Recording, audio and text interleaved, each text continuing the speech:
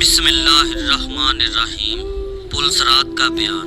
نبی کریم صلی اللہ علیہ وآلہ وسلم نے فرمایا، پل صراط جہنم کے بیچوں بیچ رکھا جائے گا اور میں اپنی امت کے ساتھ اس سے گزرنے والا سب سے پہلا رسول ہوں گا۔ اس روز سوائے انبیاء کے کوئی بھی بات نہ کر سکے گا اور انبیاء بھی صرف یہ کہیں گے، اے اللہ مجھے محفوظ رکھیو، اے اللہ مجھے محفوظ رکھیو۔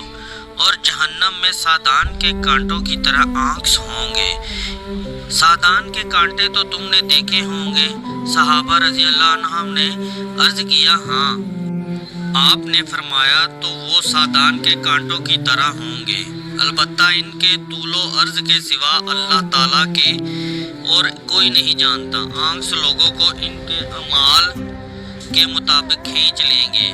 بہت سے اپنے عمل کی وجہ سے ہلاک ہوں گے، بہت سے ٹکڑے ٹکڑے ہو جائیں گے۔